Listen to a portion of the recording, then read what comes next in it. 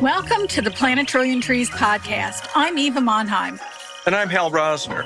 We are both certified arborists through the International Society of Arboriculture. The purpose of our podcast is to encourage tree planting and proper tree care for our urban forests, which include neighborhoods, parks, and other open spaces. We will also cover a myriad of tree topics, including the important role trees play in relationship to the climate crisis. Thank you for joining us.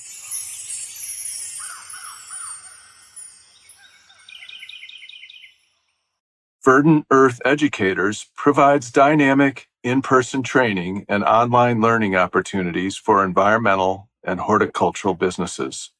Owned by ISA certified arborists and former university faculty, the Verdant Earth Educator team provides consultations on tree care and recommends climate-resilient opportunities for your valued green spaces. Verdant Earth Educators is all about seeding knowledge for success. Find Verdant Earth Educators at verdanteartheducators.com. Monheim Microphones designs and handcrafts top-tier studio microphones and preamps right here in the United States in Hollywood, California. Their incredible line of innovative microphones and designs are used around the world by everyone from podcasters to top-charting record producers and singers.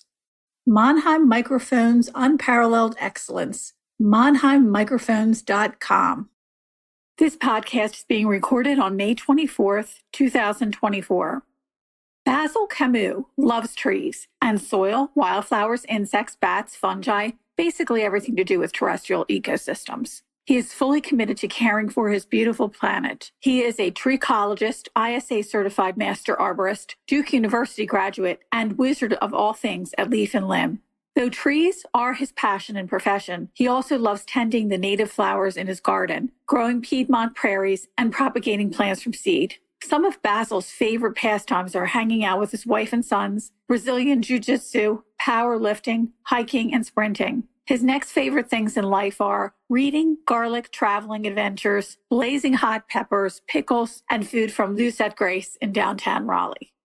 Welcome to the Planet Trillion Trees podcast, Basil. We are so delighted to have you here today. It's a true honor. I'm so excited to be here. I love listening to your show, and I really appreciate you inviting me. Well, let's get started. We would love to hear the story of your life. How did you find your way to trees, and what kind of education took you there? Did you have some kind of aha moment, like arborist is the career I'm going to choose? Absolutely. I have an unlikely story, and I'll try to keep it fairly concise. But I did actually study economics in college. I worked in risk arbitrage with mergers and acquisitions, really not at all related to trees. But my dad founded a company in Raleigh, North Carolina called Leaf and Limb Tree Service. And in 2009, he and I decided to become business partners in his business that had already been going since 1997. So really more of a family connection. And back then, we really didn't know much at all about trees. We were a very traditional, very small mom and pop shop here in Raleigh. We cut trees down and we cut branches off. We trimmed. We didn't know what pruning was back then. I'd say the journey really began when we wanted to build a business and we wanted to do it the right way. And we didn't want to play games with workers' comp, which, Hal, you probably know from your industry experience, 90% of tree services do not pay workers' comp. Right. Which really makes for a tough situation when you're competing on price. So therefore, we were automatically higher than most of our local competition. And then on the other side of things was the Bartlett and Davy, more expensive, but illustrious, huge, 100-year running. So it was a tough spot to be in. The strategy through was multifaceted, but a part of that strategy was learn a lot about trees and soil so we can start offering more sophisticated services. The soil was the entry point for me of what I would call the beginning of my awakening experience. I was just blown away as I learned about the complexity of soil and the life that lived there. It really was wild. I also, for whatever reason, stumbled into regenerative agriculture and really took an interest in that. So my soil learning dovetailed into my regenerative agriculture learning. And I'd say it sort of produced this unusual approach whereby I thought about things slightly differently. I didn't come at it from a chemical and a product product standpoint. I thought more about these natural ecosystems and how if we could bolster the things that are supposed to live in soil without the use of chemicals, then maybe that's the best way to care for a tree. Yeah, I wonder if you could expand a little bit then on the business model of Leaf and Limb. You and I had a nice conversation a couple weeks ago, and I know one of the things that's working in your favor is recruitment and hiring. But talk about the model in general. Yeah. Okay. So the only other piece to this story that I want to add is I was inspired by Yvon Chouinard's book, The Responsible Company, early on. And, Patagonia is a phenomenal company, and he encourages everybody to think about people and planet, not just profit, this idea of the triple bottom line. So that was inspirational. And those three set in motion this journey whereby I fell in love with trees and ecology and realized it's incredible. It's really incredible. And I also realized around 2017, 18, that we were removing a lot of live, healthy trees. And that just was not necessarily compatible with these new viewpoints that I was developing. So we tried to steer out of removals via sales. The problem is, and I'm going to get a little nuts and bolts here on the business model since it's probably helpful for some listeners. The problem is that if you're a sales rep in this industry and you arrive at a client's house, most clients think they want a removal or a project. They don't necessarily know what they need. And that's our role as arborists, to help educate them about what they actually need. But when a client says to you, hey, I want to remove that tree, and you could bid that thing for $3,000 and just get the quick sale, you can choose that path, or you can choose the path of, let me educate you about soil. Let me educate you why you can save the tree. And I'll work really hard to convince you to keep the tree. And then I'll maybe get a $1,000 sale instead of a $3,000 sale. So this is, again, the sales rep on site, not necessarily thinking about long-term recurring revenue, that sort of stuff. The system just is stacked against the idea of preserving trees. So I realized in 2019 that if I was really going to get out of removals, I actually needed to change at a systems level and take removals off the table as an option for my sales team. And I had meetings with sales, with ops, everybody at Leaf and Limb. Are you willing to do this crazy thing that we're about to do? And everybody was willing. So we had moved the needle from 2017 to 2019. We went from about 60% removal to 40% removal, not enough. January of 2020, we said, okay, we're going to take removals off the table. We're going to announce it publicly. So we burn the bridges behind us. It forces us to have to figure our way through this. There's no going back. And once we took that step, it was only moving forward. Unfortunately, COVID happened that year, so that made for some hairy challenges. But I will tell you, we do 0 removals of live trees. The only thing we might remove is perhaps a hazardous tree. Even then, we're probably not going to do it. We're probably going to recommend you hire a company that has a crane or something like that. We will remove invasive trees so long as you're willing to replant with native species. And I have to say, it's been a remarkable journey since then. We've been able to supplement the loss of removals with a huge rise in structural pruning. We've invested a great deal of training into getting amazing at structural pruning. That's the only pruning that actually matters. And this is where I love your interview with Ed Gilliman. It's so true. It's all the difference in the world. Yeah, that's true. You're right on the money.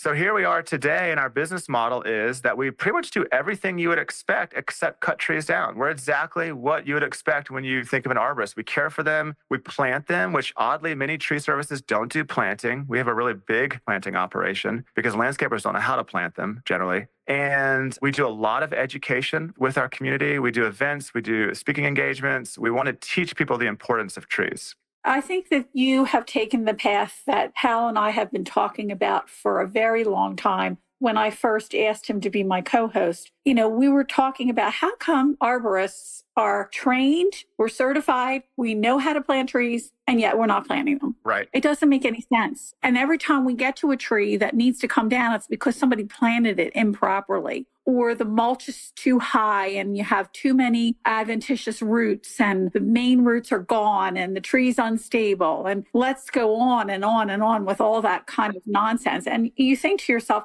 why isn't ISA itself pushing arborists to be planting trees too? Right. There's a systems level issue. I find with many of the problems, if you really get in the nitty gritty, you find out that there's big systems working against it. So I can explain why this is. It's because workers' compensation rates change at the 12-foot mark. So if you're going to be a tree service and go above 12 feet, you have to pay extraordinary costs on workers' comp, whereas the landscapers, they don't have to bear that cost. So what's happened historically is you have landscapers that will go in, and many landscapers are paying their staff minimum wage, and they can go in with the lower wage rate, the lower workers' compensation rate, and do these installations at a third of the cost of what a tree service will have to charge because we have such high premiums and high labor costs. And that ends up creating this sort of systems level delineation between who plants trees and who doesn't. We've had to work really hard to educate our base and educate people about why it's worth paying 3 times more to hire us to plant the tree. And that's a steep learning curve for a lot of people. Once they get it, they're like, oh, okay, my tree will actually live more than 8 years. So therefore it is worth the money to me. But that's only for clients who care about their trees. If it's a developer who just needs to get trees in the ground, we're losing those bids every day of the week.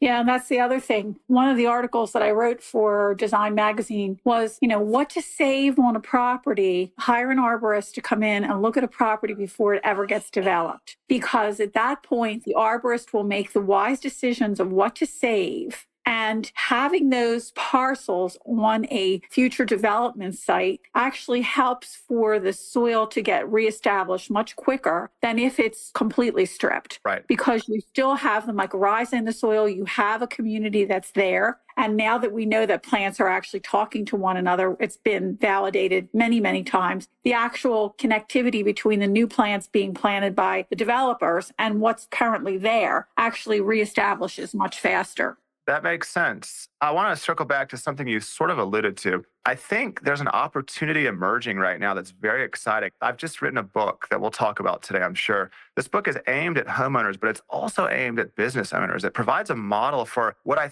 think could be the future of the tree service industry and honestly, the future of the landscaping industry. There's an opportunity for us as industries to turn everything we do on its head. And instead of fighting natural systems, work with natural systems. We could become the Loraxes of our planet versus the destroyers. Because right now our industries are destroying it as much as you can imagine with the chemicals and the way we do things. And I think in this future scenario, we can still earn money, maybe even better money because there's more residual opportunities or repeating opportunities rather. And I think one of the most exciting things is the fact that we would probably attract people to come work for our companies. A lot of 20-somethings want to do meaningful work and they care about environmental issues and they're looking for these opportunities, but they really don't exist except for in a few nonprofits. In our industry, the hottest topic is the issues with hiring. It's just plagued everybody. But at Leaf and Limb, we have lines out the door to come work here. We can hire based on attitude and purpose and values. It's just not an issue. We have no hiring issues here at Leaf and Limb. Well, and that's the other thing. If you don't have hiring issues and people know that you are a good company to work for, that line will always be out the door because you have a rationale of how you do things in business, how you manage your trees, how you manage your employees, and how they manage themselves. You touched on one thing I just want to circle back is the workman's comp issue. And I'm assuming then, or correct me, you have a dedicated crew to planting. Yeah. Are they still categorized as climbing arborists? Yeah, unfortunately, the way it works is there's only 3 categorizations in our industry. It's tree pruning, it's clerical, and it's sales. And if you're not clerical and you're not sales, it doesn't matter if you're the mechanic. We have a mechanic also. We have a staff about 55. Our mechanic is also classified as tree pruning, which is really unfortunate, but it's just the way it is. Okay. But why? What is that about? I mean, that's ridiculous. That's because people have gamed the system. So I'm sure some company said that everybody on staff was a mechanic and they had one tree pruner. Everything goes the lowest common denominator sometimes. Well, let's talk about your book. I've had a chance to read it. I uploaded it to my iPad, so it'll always be with me. It's called From Wasteland to Wonder, and that is a great title. And you're right. I think it is a blueprint for many different people, commercial arborists and homeowners alike. Talk about that a little bit. What was your motivation to come up with a book that captures so much?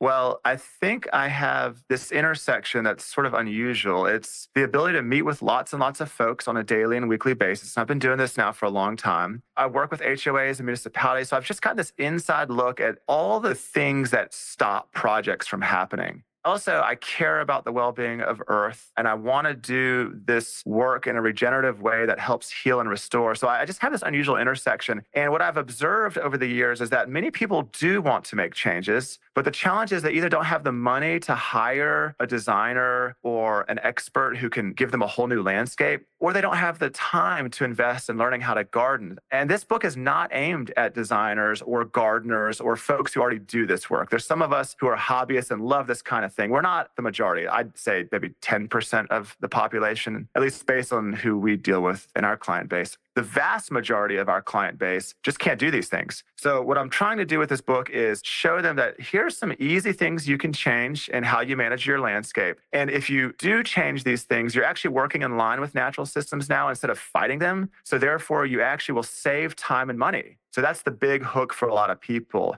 And I try to make it a very easy entry point because this large group doesn't know much about trees or soil. Many of the people we meet with, when we explain the complexities of soil, that's the first time they've ever heard that topic mentioned. I mean, to kind of give you like what the average client looks like, I'd say the average client doesn't know the difference between an oak and a pine. So this has to be an easy entry point. And of course, the best part, if you do these things, you're also participating in helping heal Earth. So you're actually making them more conscious. Yes. And I start the book off with some short and fun essays about how these natural systems work, just meant to be a very fun primer on some basics. Yes. And then a short little bit about how we're destroying those systems. And I don't want to dwell on the doom and gloom because the book is ultimately about hope and how to. Right. And the majority of the book walks the reader through the easiest ways you can make changes that will help heal Earth and save you time and money. And then I ramp up the complexity until the last section where, we talk about a blueprint we developed for our nonprofit. How can our listeners get your book? Because I thought it was excellent. I love the layout of the book, but I also love the color and the photos that you have in there. To me, that really sends it home. They're nice bite-sized morsels that people that don't have a whole day to read, 10 minutes will give you a huge nugget. Well, thank you for the compliments. And if folks want a copy, we're giving it away for free. The digital version is fully free, and the hard copy is just the cost of printing and shipping. And they're both available on our website, leaflim.com. And for those who want the full URL, it's leaflim.com/wonder. But if you just go to the website, you'll see it prominently advertised. And I want people to share it. It's meant to be shared widely and freely. I had a ton of fun writing it. It brings me joy to give it away. And I hope people will just get that PDF and just send it out to everybody on your listservs, get people into this work. And I wonder if you might have a story or two you could share then about, for example, working with an HOA. We all know what our corporate office parks and our suburban condominium complexes look like with the vast amounts of turf. You had some amazing visual statistics about the amount of turf in North America equaling the state of Georgia. It's the number one crop grown in the U.S. I don't know if people realize that. It's number one ahead of corn. Yes. Amazing. And soybean. Wow. Yeah, so HOAs are a special challenge. Yeah, I bet. I would actually say that of all the impediments facing real change, HOA is probably the biggest and the toughest because I don't know if this is true in every state, but in North Carolina, you have to have 75% community participation to change your bylaws. And the bylaws are typically handed down from the construction company. So they're just general boilerplate. And no HOA gets 75% participation in anything. They're happy to get 10% community participation. So the problem is a lot of this boilerplate language has stuff like, grass shall not grow more than 6 inches and you cannot have flowers in your yard. Very strict stuff. So that's going to be a real challenge, I think. We are seeing some success in demonstrations. So around town, and particularly with our best HOAs that are the most progressive, we will do free installations of, say, a native meadow or a pocket forest, or we'll do demonstrations of what it looks like to do tree care practices this way instead of that. And I think that when those are available and the community can actually see and experience that, then excitement rises. And I'm thinking of one HOA in particular that we're working with where change is happening. So that's one of our strategies. And with that strategy, we always include signage.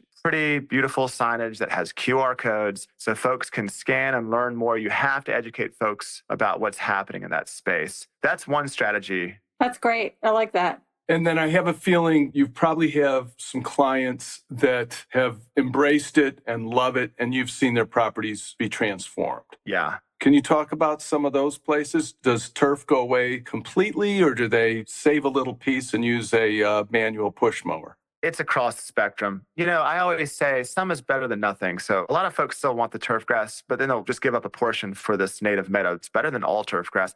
Some want to go all in. Thinking of one property in particular where there is a patch of grass, but even that is a near native called buffalo grass from Texas, Oklahoma area. It's pretty incredible stuff. So I should probably mention to the listeners as well, we are a tree care company, and we also decided to get into Piedmont Prairies, which is just our fun term for a native meadow, grasses and flowers. Sort of an unusual thing for a tree service to get into. It's really due a lot to just hobby and passion, but it actually fits really well. You bring in a lot of these beneficial insects that then go and kill pests on other trees. So in many ways, it's the best way to do pest control on a property. But that's an aside. This is a cool service we offer. The life that these meadows draw in, or the pocket forest, it's incredible. Or it doesn't have to be so dramatic. Some clients maybe just change practices. I tell the reader, there's almost no scenario that I can think of outside of industrial agriculture where there's a reason to use a fertilizer. Should be using compost and compost teas. Even just a property where the client switches from, say, fertilizers to compost teas, and they stop doing the triple shredded mulch or the dyed mulch and instead start using wood chips, and then leave the leaves in the beds. Even something as simple as that, we see the life coming back to that space. It's remarkable, the amount of insect activity, birds, bats begin to return. Even little bits like that can make a big difference.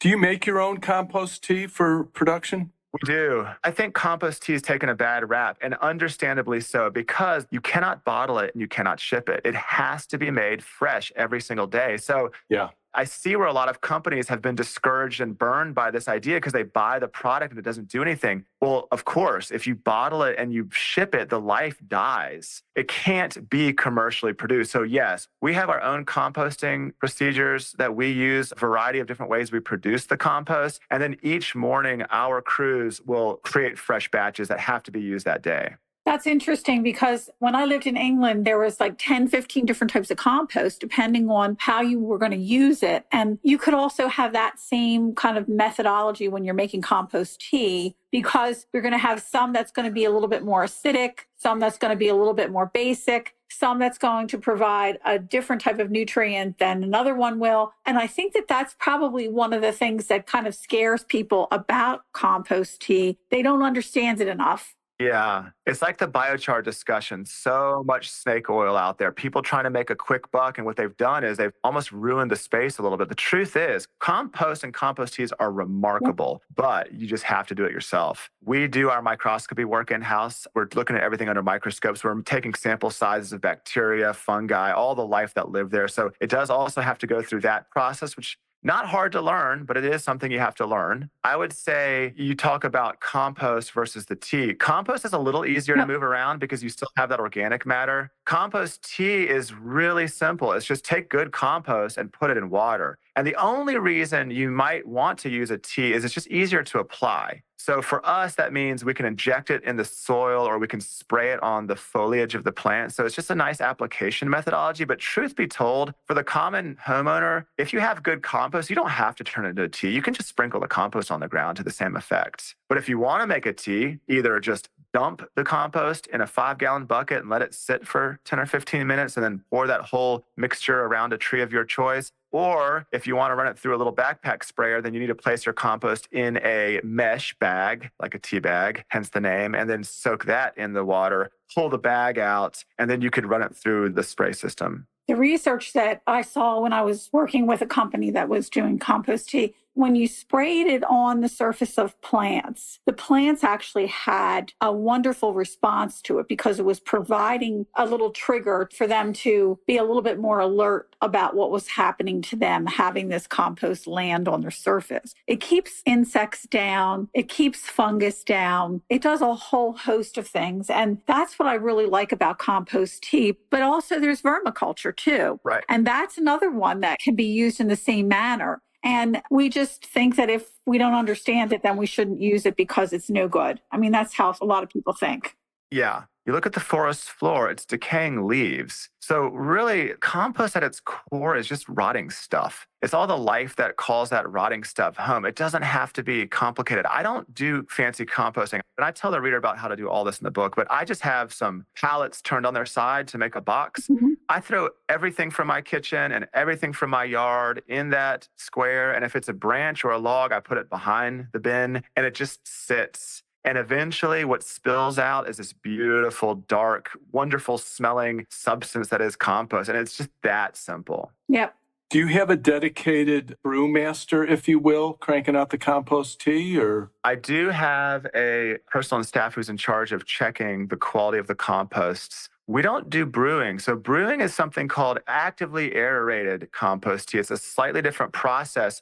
AACT is the acronym. It tends to have more sticky residue, which can be great for a foliar application. But the problem is, I'm getting a little technical here, but what you do is you put sugar, molasses, you name it, into that substrate, and certain populations start to explode. So you gain quantity of certain populations, but you lose diversity. So we actually prefer not to do that methodology because it maintains maximum diversity, which is what we're after. And by diversity, I mean microbial life in that substance. I gotcha. Okay. I like that. And I like the way your book uses a term that I don't know why it took so long to materialize in the landscape arborist conversation, but you reference arborist wood chips. And right away I thought, yes, that's the clarification, because so often it's, oh, just mulch it. Yeah. Mulch the tree. It's like, no, there's a distinction here. We're not talking triple shredded. We're not talking light pink salmon or ultra black triple shredded. We're talking arborist wood chips.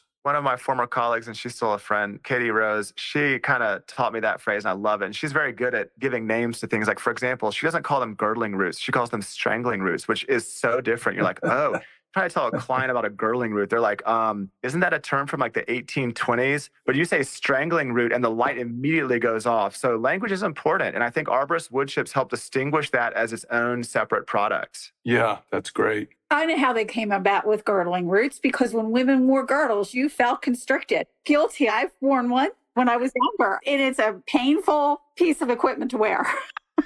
It's horrible. Yeah. And so when you say strangulation, all of a sudden you see a rope. Yeah. And that rope is like the root. It's powerful. Yeah, I like that. And honestly, I'd say one of the greatest challenges. So for me, I want to do everything I can to help address environmental issues and just frankly help heal the state of things. Like, life is important to me, honestly, not just humans, but non-humans. I love sitting outside and watching bats in my backyard or listening to owls at night. So that's my motivation. And therefore, I strive to do the best I can in terms of creating that aha moment for people. And I think language and communication are very challenging, especially as arborists. We've got to find better terms to convey what we do and why it matters. I like that a lot. And especially because you wrote that book, you've used terminologies that kind of shift the paradigm. I hope so. Yeah, the business end of it is interesting to me. Even I often feel like we're kind of witnessing this sea change, and it's just starting out of the blocks. Between your book, From Wasteland to Wonder, and then we're about to start talking about pocket forests, Milwaukee, and I'm looking forward to that conversation. But from the business end, we know how expensive arborist equipment is, right? Yeah. Chipper truck, chainsaws. It's crazy. How good of a business person do you have to be to transform your business and start offering some of these services? I guess I'm just playing devil's advocate, like the conversation you might be having with someone at an ISA trade show. I guess I'd offer lots of possible hooks. And I want to come back to that equipment piece because I have a note on that. At its highest form, you just really care about these topics. Let's not even worry about that. We'll just kick that one out. Let's go more just business level. One hook might be a future where hiring isn't an issue. Another hook might be your market is extremely saturated and you've got to just find a new way through things or you're about to go out of business. And I think that's normal for most markets. There's an unbelievable number of tree services out there. Another hook might be just the fact that you decrease the safety risks. We don't have as dangerous a business model anymore, meaning removals were by far the most dangerous thing we did. Structural pruning, of course, there's still risk. The level of risk is just much lower. Here's another one. You don't cut down your shade anymore. That's a really great one. Here in North Carolina, it's summertime and you got to cut down your shade. Instead, you get to work in the shade. You get to see all that life in the canopy. So there's a lot of possible reasons why you might want to change. I will say, I think the established companies are probably going to have a harder time changing. It was extremely hard to do. One of the hardest things I've ever done. You probably have to have the right market for it. You know, our market does have people receptive to these ideas. If you're in a rural area, there may not be a market for this. So you might not be able to do this. That's probably the hooks I would use. Yeah. And especially if it's a young company or somebody wanting to start, I think it's easy. It's, hey, this is a whole new path you might take. Right. Here's a good example. There are a lot of big companies out there. Why don't they have growers working for them so that they can start planting Milwaukee forests? Right. What a no-brainer. And here's the cool part. I'm going to swerve into Project Panda just for a second. We'll come right back. Yes. Yes. Please do. Some years ago, we started a nonprofit. It's called Project Panda, named after the quaking aspens in Utah. The whole idea that we're all connected. So for listeners who don't know, the quaking aspens in Utah are a forest, seemingly, but they actually share the same root system. They're one organism. So it's the whole idea that we're all rooted in shared resources, and what is good for one is good for all. And Project Panda, we work with our community. We collect native seeds, and we raise those seeds into 1- and 2-year-old saplings that we give away for free. And we've been giving away tens of thousands of native saplings every year to individuals, but also to big ecological restoration projects. And they are perfect for the pocket forest / Milwaukee. We'll delineate that in just a minute. You don't have to do it on a nonprofit basis. You can do it on a for-profit basis, grow trees. We basically give away the whole blueprint on how to do this. We want people to do it not for profit, but there will definitely be people who use it for profit. That's great. Do it. It's not hard to do. You can create a huge supply line of native trees from your area, because a white oak in New York is not the same as a white oak in North Carolina. They're different. So yes, you're exactly right. Easy to grow trees. And then you have a lot of great material to do your own Milwaukee forest. And I know you were going to say pocket park forest, but I just want to declare to our listeners that Milwaukee was the gentleman who created this whole concept. I call it Milwaukee because it's paying homage to him as the founder of this type of planting. But there are a lot of other ways to call it. I love Dr. Miyawaki's work. I actually did not know about his work when I started this work. For me, it was simply observing what happens as field turns to forest and seeing what a forest looks like when there's no overpredation from deer. Most of our forests are overpredated. When you get to visit a forest where the farmers are paid to collect deer, they kill them. It's unbelievable. It's such a different experience. Our forests are so dense with plants, understory, midstory, upper story. And if you go to the Amazon, it's the same. So it's really how ecosystems function. They want to fill every possible space with life.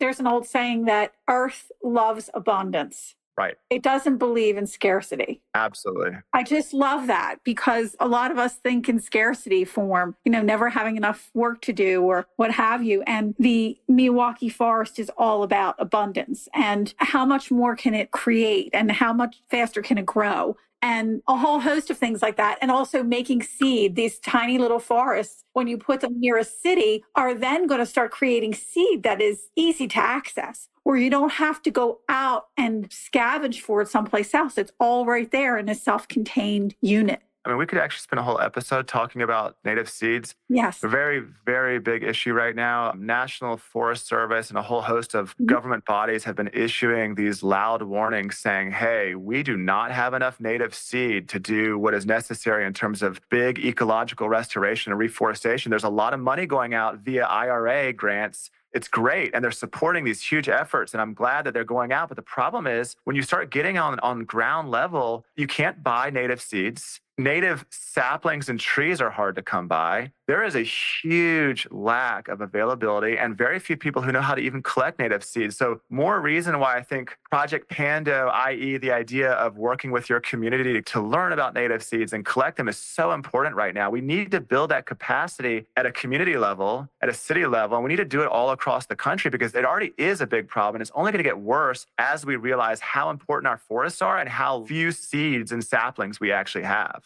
Well, David Tuschler from Devil Mountain Nursery out in California, he told us about that, and there's just a shortage. But we also had Matthew Agay from Mass Reforestation. Yes. He was telling us there's hardly anybody who knows how to collect seed. Right. And if you do know how to collect it, you might not have the equipment to get the seed. Right. So there's a whole host of that going on. But we also interviewed Stephen Kiskela from British Columbia, and he's growing millions of trees a year. Again, seed's an issue. Yeah. There are seed banks up in Canada and the United States, but we don't really hear about them too frequently. And it's because they actually need to have more people bringing seed in. Right. And even at the seed bank, the work they're doing is amazing. But even there, a white oak in North Carolina is genetically adapted to be able to withstand the climate here that the New York white oak can't necessarily do. So I'm a big believer in more and more we need to be thinking locally. And my hope is that Section 5 of the book provides a blueprint for how people can work together locally to collect seeds, grow saplings. It's fun. It's engaging. You can take your kids out there. You can do it while you're hiking, while you're walking the dog, you name it. It's fun and it's easy.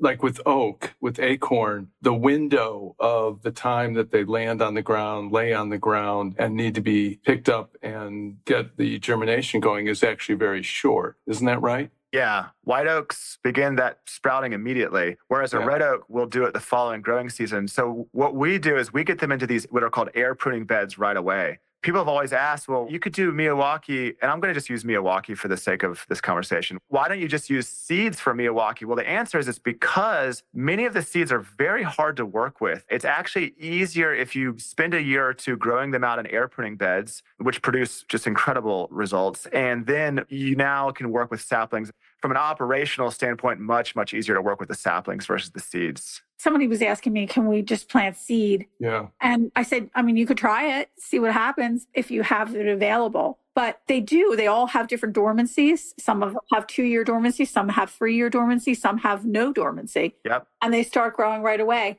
You were talking about a local seed. One of the topics that I've been talking about a lot is assisted migration. Yeah. Because of the temperature changes, we actually need to come to North Carolina to get seed for Pennsylvania because it's getting so hot. Yeah. And how does it get here? Well, usually it would have been carried by animals, but because we have all our roadways in the natural migratory trails, it makes it really difficult for animals to bring. So we actually have to help it. There's just so much information that needs to be gathered about seed and how and where we should be taking it and why we should be protecting, what's in North Carolina for North Carolina, but also for Pennsylvania and also maybe for Southern New York at the University of Pennsylvania. We have live oaks that are growing and they're as happy as can be. And they're not supposed to be here, but they were an experiment to see if they're going to do okay. And they're doing fantastic. And other places around the region have them now being planted. There's a good example of moving and migrating the seed. But also we learn about how to propagate and plant those trees so that when we need to do more of it, we'll be ready. Yeah, and the heart of this work, which I think is the most exciting, is when you get your community engaged with this process, they start to appreciate trees in a way they would have never appreciated them before. So really the Trojan horse in this work is connecting people and trees. And honestly, as much as we need to be thinking about planting and preserving old trees, the truth of the matter is that suburban land space only represents something like 3% of the US.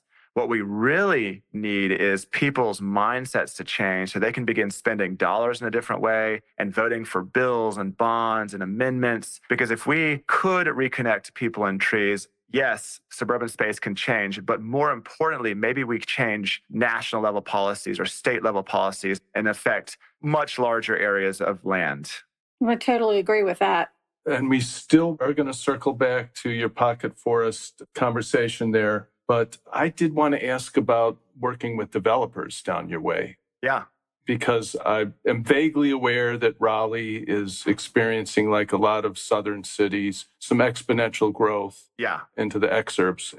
What are some stories? What are some perceptions that you might be able to share on that?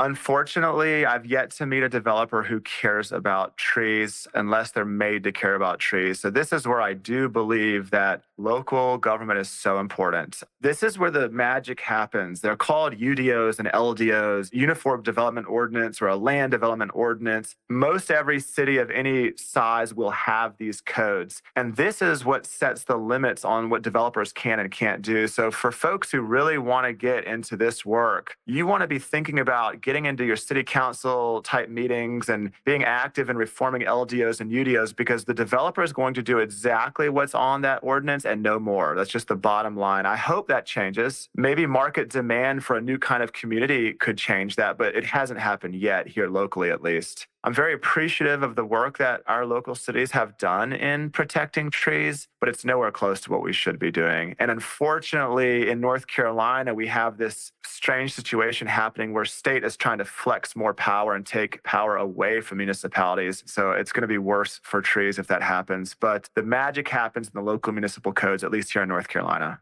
I would agree with that. And, people don't realize how powerful their communities can be if they are involved. Yeah. That's the thing. There's so much you can do. Because so few people participate, yes, even one or two people in the room who care can definitely make a difference. Absolutely.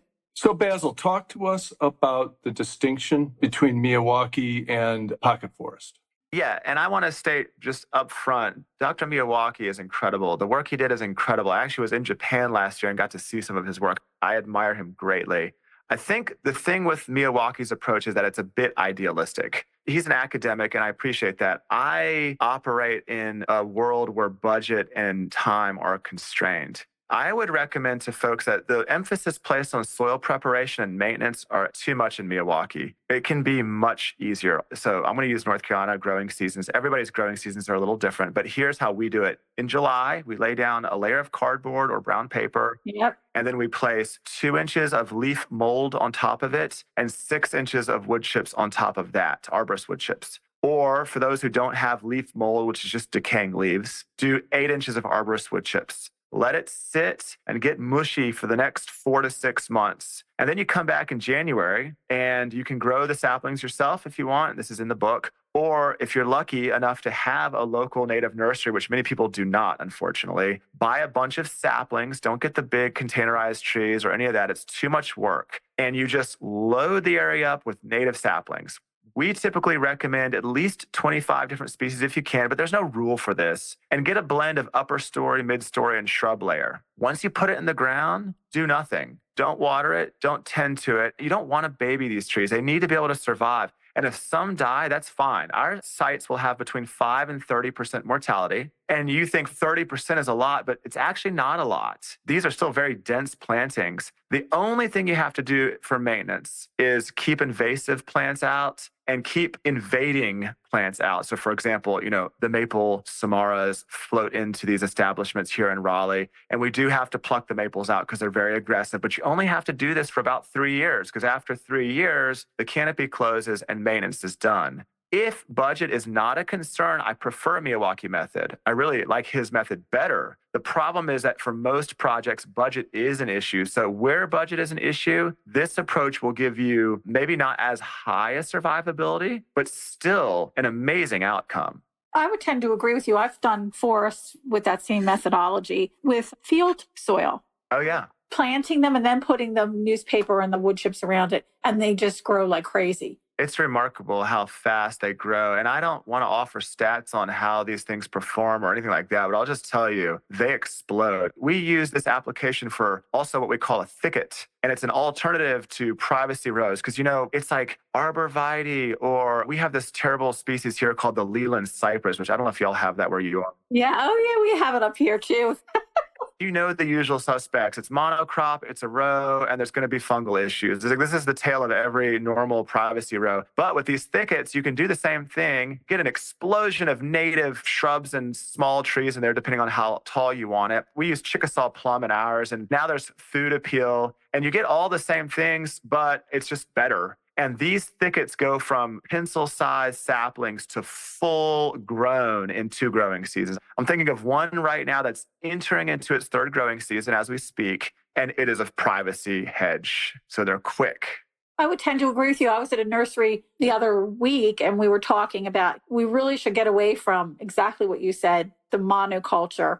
Put multiple types of species in a hedgerow, but also you can have some anchor ones that are bigger. Yeah. And then put all your little seedlings in between. And you could have a quick privacy fence as well. That's another great application. Here, we have a lot of neighborhoods where there is a buffer, they're called, where there's some woods around the community. And the buffers are all often very sparse. Yep. So this is another application. You can go in there with native understory trees and shrubs and load up the area. And because you're working with 1 and 2-year-old saplings, you're not damaging the roots on the mature trees. These saplings are so easy. You drive your shovel in the ground, you wedge it open, and you can drop it in. We could do another hour about why we should all be using 1 and 2-year-old saplings instead of containerized trees or instead of ball and burlapped. But anyway, all that to say is, yeah, you can absolutely put this inside of an existing sparse woodland situation. So there's lots of different ways to apply this technique, which I think is great. Yeah.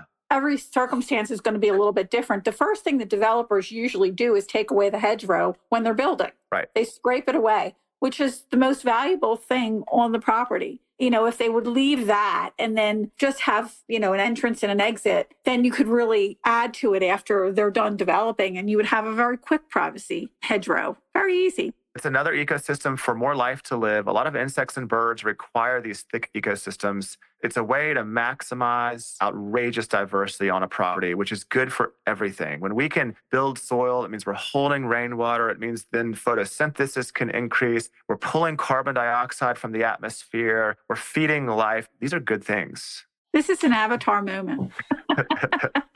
Yeah, I'm thinking of 2 communities I regularly visit, Evanston, Illinois, and Swarthmore, Pennsylvania. They both are essentially college towns, socioeconomic. They're creeping up there in terms of household income. And those are the communities where you take a walk in the neighborhood and you can say, wow, look at this natural lawn and look at how this oak tree or collection of oak trees has been regularly mulched with arborist wood chips and stuff. So these are those little pockets of influence. And maybe just another quick comment. When I started to think about the carbon footprint of commercial tree care companies, a lot of it was always like diesel fuel and noise coming from the chainsaws and the chippers. And of course, the heavy emphasis on removals. It feels like the term that's morphing, or the new designation for eco-conscious arborists, is going to be like a regenerative arborist or eco-arborist. I like the term regenerative. If I was to get to name this new and emerging industry, I'd probably go with regenerative, mainly to anchor it into the regenerative agriculture movement, which is so far advanced and making such amazing gains. I don't know if y'all are familiar with Paul Hawkins' work and Drawdown, and then his newer book, Regeneration. That is maybe the most important book on the market right now. He basically gives the blueprint for how we solve the climate crisis in 1 generation. And it leans very heavily on these regenerative practices that come out of agriculture and food production, because that is what is occupying our landmass right there. It's food and cattle. The documentary Kiss the Ground, Woody Harrelson, also can really invigorate someone that wants to learn more about regenerative agriculture. Yes, I like that term regenerative. I like it. Now, things will happen as they happen. I think whatever happens, it would be great to see the future of our industry as a noble place where people go to help heal Earth versus what is increasingly becoming a stigmatized blue-collar industry where you only go if you're down and out in life and you have no other options. Oh, as an employee, you mean? As an employee, yes. Yeah. Or even as an owner, really, whoever's participating. Interesting. I think it's really sad that it's that way. People just don't realize that there's so much joy that we can get from not only doing our work, but also sharing what we do. And the really positive outcome that comes from working with the soils and with nature rather than against it.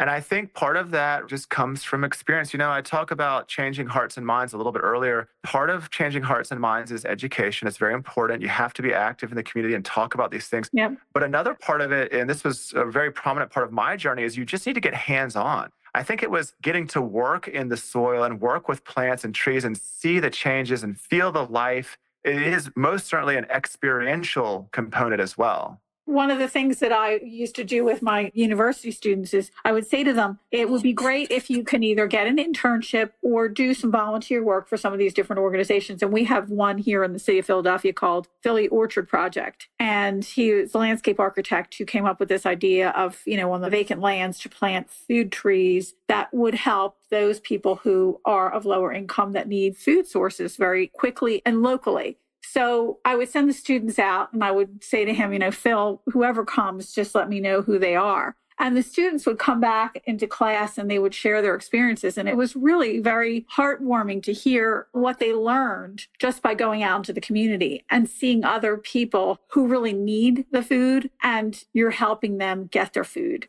That to me, I think is really important. Of course, we just interviewed the Giving Grove. That's another organization that's national, and they're doing so much like that, but building food forests rather than the Milwaukee ecosystem type.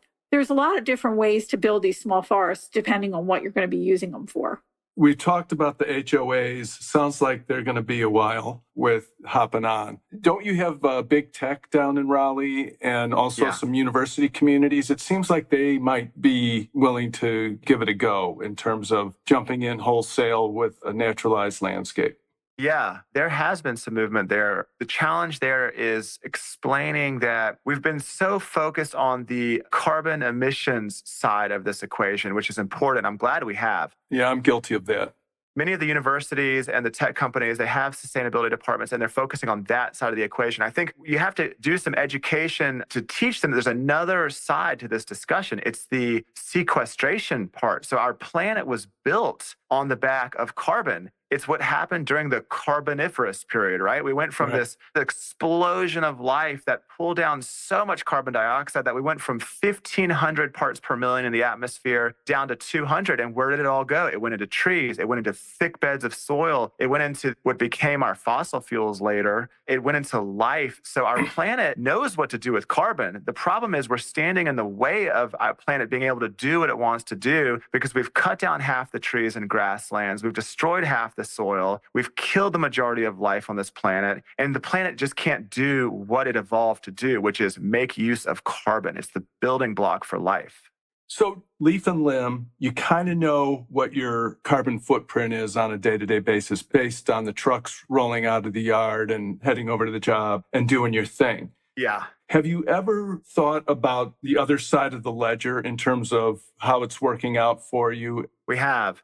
It's easy to get the measurements on your trucks and your energy usage, and we have all of that. Where it's really challenging, and this is frustrating, and maybe somebody who's listening now can solve this problem. We're trying to solve it, but we need better measurements for carbon that is sequestered. We know what a tree can sequester, and when you go on iTree, it tells you, oh, this tree sequesters X, Y, and Z pounds. The problem is that's only the tree itself. And we know from the research that probably something like 80% of the carbon is actually passed on to life or soil. You know, caterpillar eats the leaf, there's some carbon. Bird eats the caterpillar, there's some carbon. So we can't account for all the carbon. So when we're looking at trees and we're trying to measure how much carbon they're actually sequestering, we really can't take into account that most of the carbon they've pulled down is not in the tree. So it makes it very challenging to get really accurate looks at what is the difference between saving a mature oak and not. It's way more than what iTree says. And for those who don't know iTree, it's a nice piece of software that gives you at least a number, but it's substantially understated.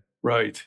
Your book, From Wasteland to Wonder, also does a very good job, and I want to encourage horticulture people, arborist brothers and sisters, to give it a read because Basil does such a nice job in the first portion of it, giving the overview of climate science basics. And I'll confess, I've been engaged with it for 10, 15 years, and I still stumble along, And you make such great points about carbon usage and the transference, amongst many other examples, the transference of leaves fall to the ground, earthworms, nematodes, everything else that go to work to sustain life. I think the more holistic and understanding that you can have of this process, the more appreciative you're going to be of being an arborist, of being a horticulturist, of being an ecologically minded landscape person. I also want to put in here, just for our listeners, this is not a political thing. Climate change is real and it's happening, and we all need to take charge of it. And however way we do, we can all benefit from it. That to me is really critical because it is timely and also important that we do what we need to do in a timely manner.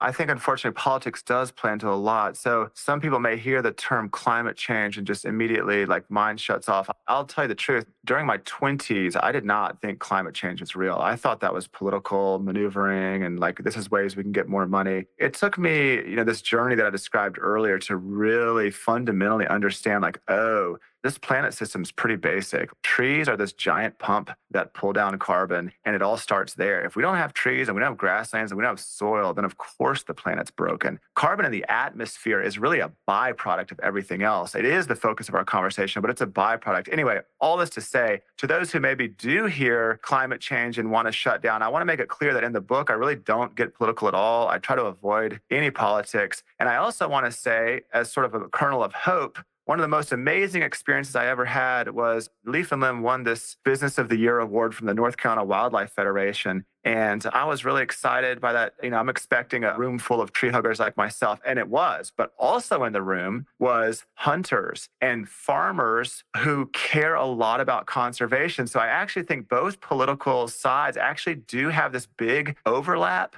Maybe there's some war over words and things like that. But at the core of it, I think many people care about the well-being of this planet and about the state of things. It's just we come at it in different ways, perhaps. I totally agree with you. And I think that that's the most important takeaway here. And again, Basil is giving away this book for free. So please, please, please go to the website and read it. It is just so uplifting. And with that, I want to ask you, what is your favorite tree? I knew this was coming. Good. Mine rotates. It's hard to have just one favorite, but right now it's the Chiananthus virginicus, the native fringe tree. I'm just such a big fan. To those out there who are into design, I think it's an underutilized tree. It's an absolute tank. It can handle hot street planting. It can handle shade. It can handle salty. I mean, it's just one of the most versatile trees I've seen. And I think it's the perfect replacement for a crepe myrtle. That's good. And also to let our listeners know that Chiananthus virginicus is male and female on separate trees. So if you want fruit for your bird friends, you have to have both. The fragrance from those trees in the springtime, there's nothing that can replace it. They're gorgeous. Well, let's nerd out before we let Basil go. So male and female on the same site. Do you know if you'd have any luck collecting seed? Yeah, we collect native fringe tree. That's one we grow. Getting a little nitty gritty here, we keep maps and things about where we can reliably find certain trees, and then people will just stumble onto them. So we very much crowdsource our seed collection. We do sometimes need to supplement a certain species that we want. We'll go out and have a crew find them and harvest them or whatever. It's a seed we find. And the other thing is, if you have to have a female and you have to have a male, then the best is to take cuttings. And that way you'll be sure to get what you need and you want. Does it get grown as a single stem or is it always going to be multi? The nurseries will grow it as a single stem, but in my experience, it generally grows naturally as a multi. Yep. For the homeowner that wants to train it as a single, it's possible, but I kind of prefer it in its shrubby, shorter form. It's a good one for that hedgerow too. Right.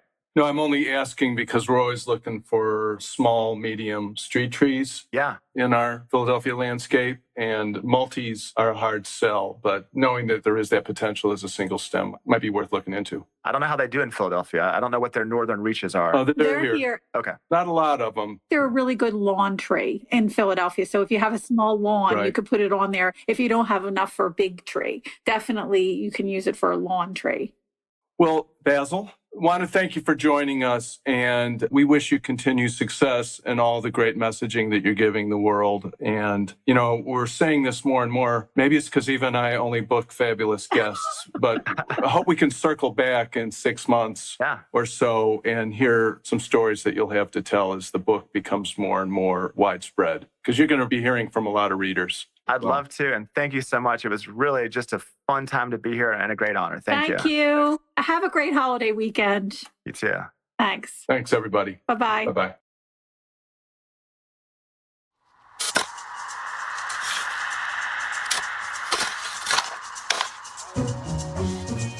The Plant a Trillion Trees podcast is edited by Andromedan Recordings in Hollywood, California.